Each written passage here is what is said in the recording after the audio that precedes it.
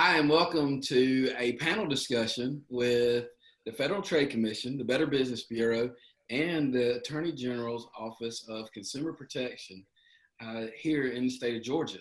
We wanted to sit down and we wanted to talk about some different things that consumers are facing in the midst of COVID-19 coronavirus pandemic. And I'd like to introduce you today to our panelists, and I'm going to start with Mr. Kelvin Collins. He is with the Better Business Bureau.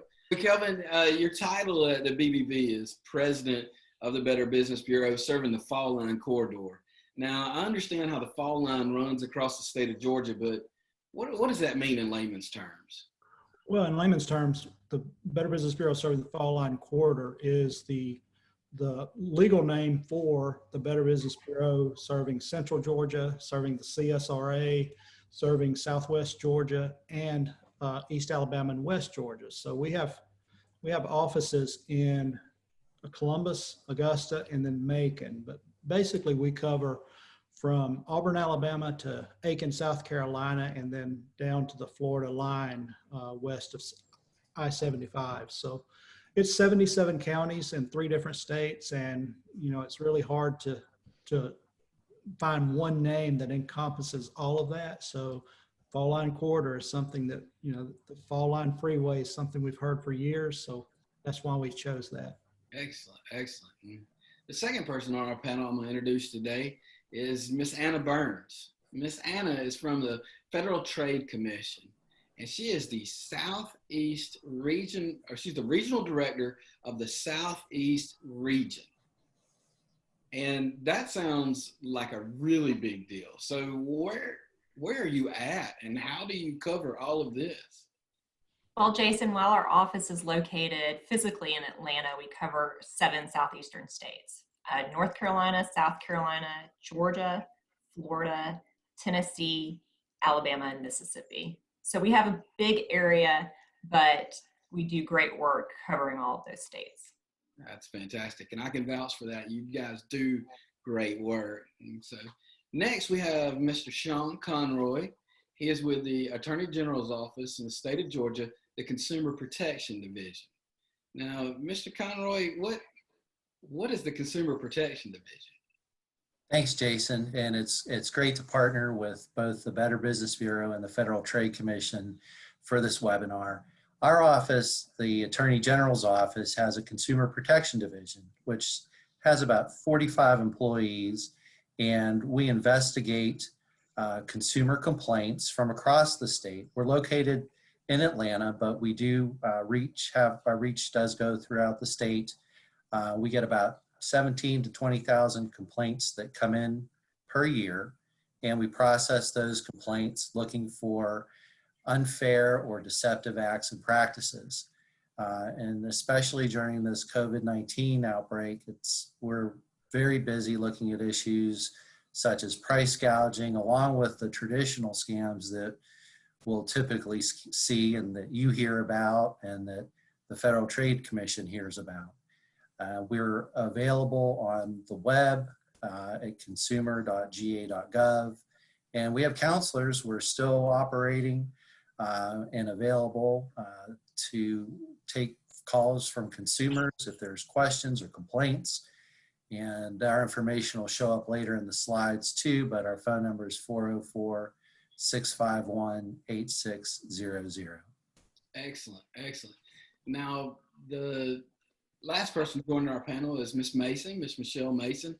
Now, Miss Mason, are you in Atlanta as well as some of these other folks? No, I'm actually based in Columbus, Georgia. So as Kelvin mentioned, we have 3 offices, and I work out of the Columbus office, but hand in hand with our team in Macon and Augusta as well. I've heard about the Better Business Bureau for a very long time. Can you tell me what the BBB actually does? We're a not-for-profit organization that's dedicated to promoting business ethics. So we're working with businesses to help them resolve disputes with their customers, to help them make sure that their advertising is honest and truthful, helping them build good business practices to make them successful, and also guiding consumers to great information that can help them feel like they're armed in ways that they can protect themselves from scams and other things that are going on there. But we're really here to help them make good buying decisions along the way. Outstanding. So you guys see a ton of different scams that are going on. And during the coronavirus pandemic, would you say that scams have increased, decreased, or would you say they've just gone nuts? I tell you, Anna, tell me, what are you seeing? Well, certain types of scams certainly have increased. Scammers tend to follow the headlines. So for example, with all of the information in the news about stimulus payments and grants, we're certainly seeing an increase in scams related to that. Is the same with you, Sean? Are you, as a governor's office, seeing that as well? I mean, the attorney general's office? Right, right. And Jason's alluding to, we were once part of the governor's office, and we just in recent years have moved over to the attorney general's office. And exactly what Anna said, whenever there's a headline in the news, we'll see the scam artists start to use that to their advantage. And so the volume of complaints we're seeing is increasing because of current events. And obviously, many of the scams are now involving COVID or coronavirus. So they're using that as another ploy to steal money and personal information from individuals and businesses too. Yeah. I'd say one that's really impacting all of us, you know, the overwhelming majority of our consumers, our customers, is talking about stimulus payments and the grants. You know, how do I know it's legitimate? You know, I'm getting text messages, you know, I'm seeing emails. Can I increase my grant money or my stimulus money? Can you experts tell me that? Y'all tell me how to double my money, okay? I think the most important thing for people to remember is there's nothing you have to do. The stimulus checks, they're being deposited into whatever account you put on your taxes in 2018 or 2019 or 2020 if you've already filed for this year. If you get a text message or a call saying that they can help you get it quicker, or they can increase it, or you have to pay a fee for it, you know that's a scam. So that's the best thing you can do is just hang up and move on, because the IRS is not reaching out to you. You have to go to the IRS website to look for that information. They're not proactively going out and trying to reach you. And building on what Kelvin said, if you do receive an email or a text, don't click on any links related to the economic impact payments.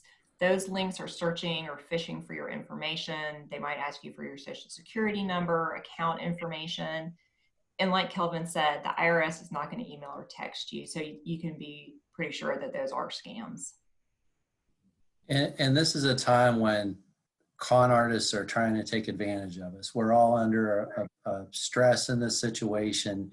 It's important to pause if you receive a text or an email and think twice. You know, even before the bill passed for the stimulus payments, scam texts and emails were being sent out saying, hey, claim your $1,000 here. And so go to the source. Go to the IRS website. Don't click on the link.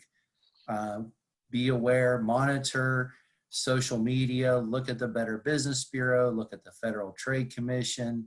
You know, at the Attorney General's office, we're constantly putting out information on the Georgia Attorney General's Facebook page and Twitter page about these scams. So there are reputable sources that you need to rely on to be aware of the scams that are occurring. And I can't emphasize enough to look before you leap.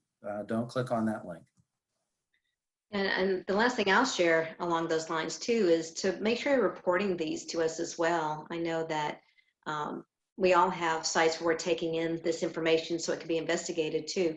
We have a site called Scam Tracker. It's at bbb.org/scam tracker, where we ask people to share scams that they come across And that way we can warn others about it. And then they can use that site to review some scams. And so if they get a questionable call, they might even be able to find examples on there where other people already reported this too. So it's a great way to share information among each other. Outstanding. So I just need to remember, I just need to sit back. My check's coming. Nobody can make it more, and I can't get it any faster. Is that right? The amounts are pretty much predetermined based on your adjusted gross income. So if someone is claiming that theirs is higher than what's been announced in the news, there's a good chance they fell for a scam and think money's coming when it really isn't. So we hope people know that there's a designated amount. And we're also finding when you go to irs.gov and use that Get My Payment button, if you go there and you can't get a status update, it's changing constantly. It seems like each day they're adding more and more information in there. So if it doesn't have it right away, check again, and do be prepared to have your information with you so you can get your status. It's going to ask details about you, and that way it's not letting scammers get access to your information and try to find a way to compromise your information or your payment by changing the account numbers. And even if you get an email from a government entity that looks official, scammers are really good at making their emails look official too. They use the same logos, the same website addresses, just slightly different. And so rather than click on that link and give your information, as Michelle said, go to the source, go to the IRS's website at www.irs.gov just to make sure that you are getting it from the reputable source and that you're getting accurate information. Now, regarding the stimulus checks, the Social Security Administration has been putting out some information about supplemental security income recipients who have not filed tax returns over the past couple of years and have dependents. So for those individuals in that situation, we'd encourage you to go to I'm reading off of the Social Security Administration's blog right now. SSI recipients with qualifying children and who do not normally file taxes take action now and go to the IRS so that they're irs.gov so that they'll receive the full amount of the economic impact payments. Thank you for that. Now, you know, we talked about a bunch of different things and we're talking about going to the source, but one thing that you guys didn't mention is one of my friends sent me a Facebook message and they saw my name on a grant list.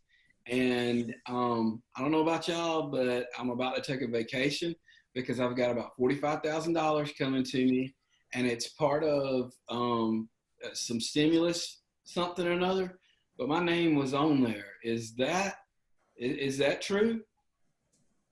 That sounds very familiar. It sounds like a scam that's getting reported to us over and over, and it was around even before the coronavirus popped its ugly head. It's just the new twist that we're seeing now because of what's happening. So unfortunately, Jason, I think you're gonna have to keep on working. Hey. Yeah, and to play on what Anna said earlier, scam artists, they watch the news. They know exactly what's going on. And this whole pandemic gives them a great opportunity to do what they do best. And what they do best is they separate you from your money or you from your identity.